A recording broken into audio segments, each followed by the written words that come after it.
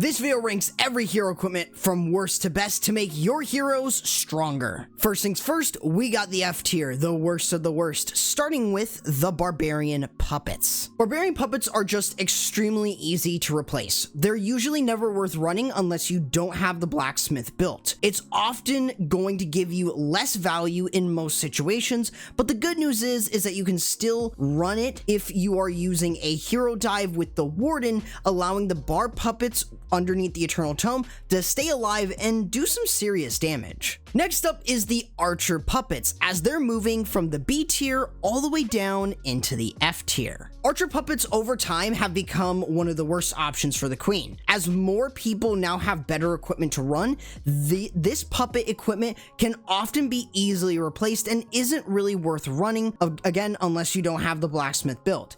If you still want to run this, you can always use this in a Queen charge, but that's really about all you can do. Next is the C tier. These are niche options that can work but aren't universal, starting with the Giant Arrow. The Giant Arrow is a pretty niche option, but can often work in sniping off defenses like air defenses or sweepers, or even running this in a Zap Quake to remove key defenses. But outside of that, I wouldn't really recommend running this, but I would recommend subscribing to the channel and ringing the bell for more high quality content like this. Next up is the Life Gem, as it's moving from the A tier down into the C tier. The Life Gem is often an equipment that is used with lower HP units, and often really isn't the best outside of those armies. While they can be really strong, it's still a niche choice to use this equipment since you are locked to using attacks with lower HP units. On the bright side though, this is one of his defaults and is a bit easier to upgrade. Another one that is staying within the C tier though is the Earthquake boots. The Earthquake boots really aren't particularly good, as they only allow you to open up the base when you need it. This could be really good in air spam or smash attacks at lower tunnel levels. However, at higher tunnel levels, this is really not a great equipment to run. Next is the B tier. These are good abilities that can be replaced by better equipment, but have strong use cases, starting with the Seeking Shield. The Seeking Shield is a decent ability, as it can definitely provide the Royal Champion with instant damage. The issue is that it's all it does. It's not the worst for that, but it can often be replaced by much better abilities that can give the Royal Champion much more value and support. Another ability staying in the B tier is the Rage Gem. The Rage Gem has become a better option to use in some armies and pairings. In some smash attacks, or even in dragon or super dragon attacks, it can work really well. Town 11 and Town 12 can take full advantage of this ability, alongside with the Fireball, which is one of its best synergies, or even running a Super Witch smash attack. Outside of that though, it can often be replaced by just better and more supportive abilities. Another equipment that's staying within the B tier is the Vampstash. The Vampstash is in a decent spot, as its ability to keep the king alive is quite good. However, the bigger issue is that it cannot handle high DPS nearly as well. It's amazing when there are lesser defenses targeting your king, which means this equipment can shine and turns him practically into a golem. However, against a lot of DPS or versus the monolith or single target inferno, it often will lose because the healing isn't enough. And a newcomer within the B tier is the new Spiky Ball Epic. The Spiky Ball is the king's newest epic. It will lock onto the closest 9 targets at max level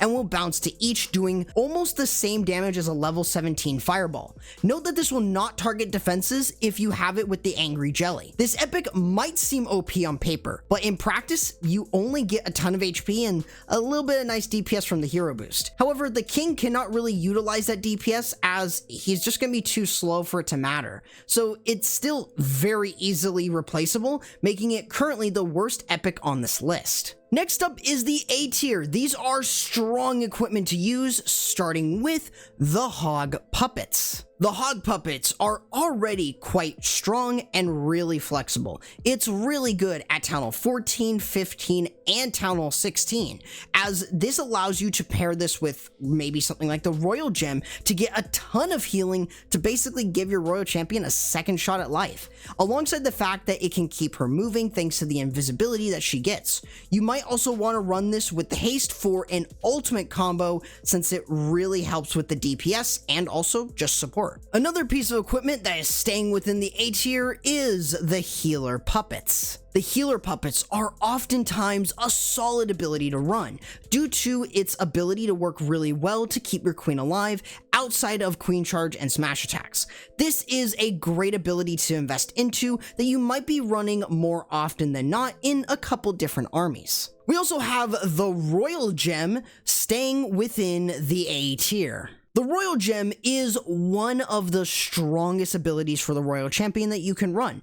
The main reason is the healing that you get is just really good compared to just not running it. It pairs extremely well with both the Hog Puppets and the Haste Vial. The Rage Vial is also staying within the A tier. The Rage Vial is hands down one of the best abilities for the King due to its raw power to support the Barbarian King through light and heavy DPS. Compared to the Vampstash, it can often get him through things like the Monolith a lot faster thanks to the DPS increase and increased speed. And we have a surprise, the Fireball is moving from the F tier all the way up into the A tier. I was very wrong about the Fireball in my last tier list. While it does only have a few synergies, it has many great use cases and opens the door to a different playstyle that is really difficult for a defender to stop. With the Eternal Tome, you can mix the Warden as a support damage dealer within something like a huge Queen Charge or huge Hero Dive, and even if you're using the Warden with the Battle Blimp. Outside of that, you have plenty of crazy ways that you can use this to get huge value.